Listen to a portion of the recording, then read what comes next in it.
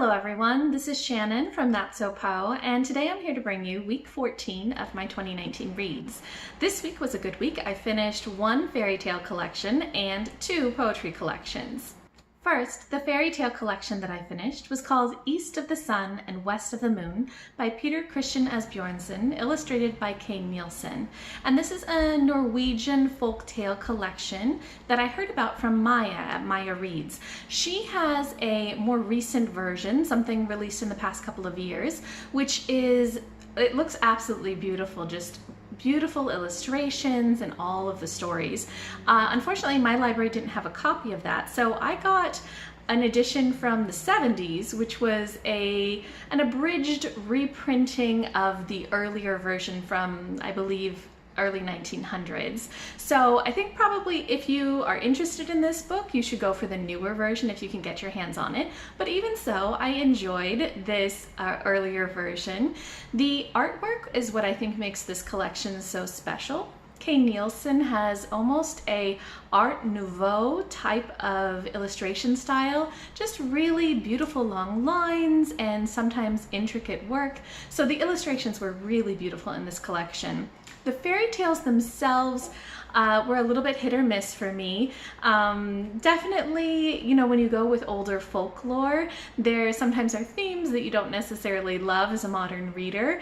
And I thought that it was very interesting sometimes how the heroes just really made bad mistakes. Many of the stories in this abridged collection were about a hero who was told don't do something, and then they did the thing they weren't supposed to do, and they got in trouble for it, and they begged and begged and begged for people to forgive them, and the person forgive them, only for, a couple weeks later for the exact same thing to happen. And then of course on the third time that it happens, then they really get in trouble, and then they have to go on a quest to, fix things. So that was really interesting for me. It was sort of, all of the heroes were not great people. So that I wasn't such a huge fan of, but I loved the fairy tale aspect of it, the questing, the magical objects, magical beings. There were a lot of trolls in this. So all of those aspects were really cool, but overall it wasn't so much my style in terms of fairy tales, although the artwork made it a very cool collection.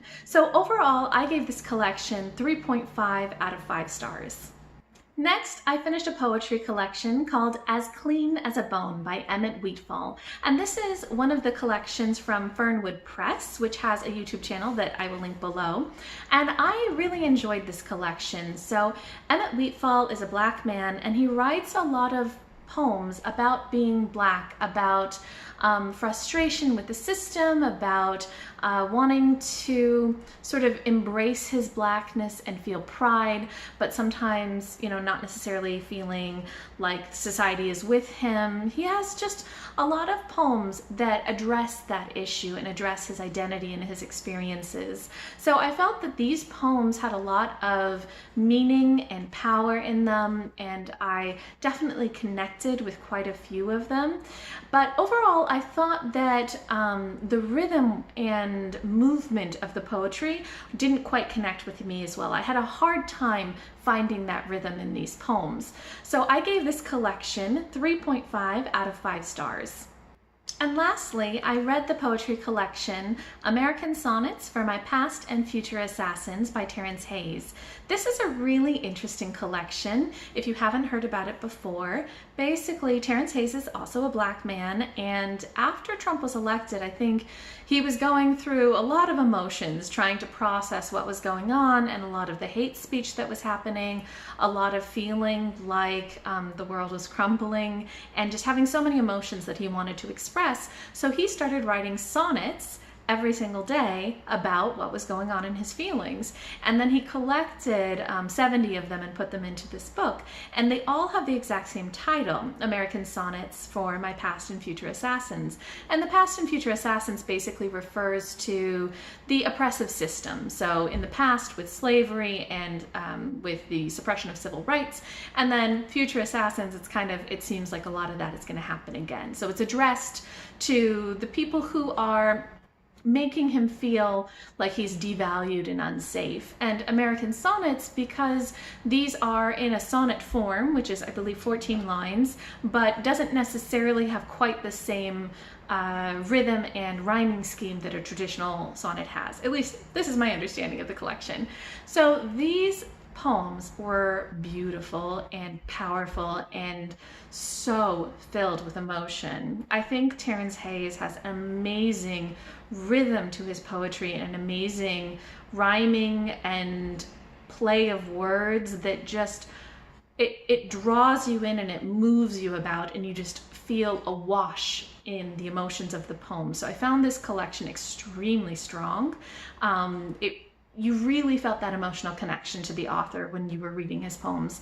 You felt the love of his people, the frustration with recurring issues, the fear for what would happen to people, the anger at what has been such a difficult situation. It's just so many emotions, really, really strong poems. I loved so many of these poems. I had this on Libby on my library app, and I just kept bookmarking and highlighting poems because I really, really liked them. I think that these are a great doorway into understanding what it must feel like, what the emotions are of, you know, being a Black man in modern US. So I highly recommend this poetry collection to anybody who's interested in poetry or just has an interest in connecting and understanding that experience. I think Terence Hayes has such strength in his use of language that you can't help but be pulled into the poems and really move along with them. So that I found really strong about this collection, and I loved the collection, although I will say every once in a while there were a couple of poems that talked about women in ways that I wasn't as huge of a fan of, and there was definitely a little bit of occasional rough use of language. Not necessarily unjustified. I think sometimes it was very justified, but it would occasionally bring me out of the moment. Overall, I gave this collection 4.5 out of 5 stars.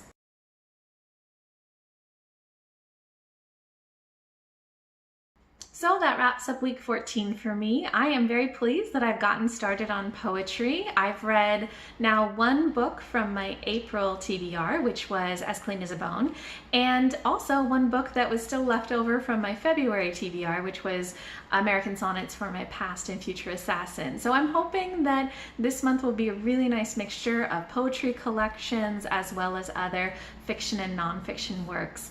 Let me know how your April is getting started. I know that there's some other people who are focusing on poetry this month,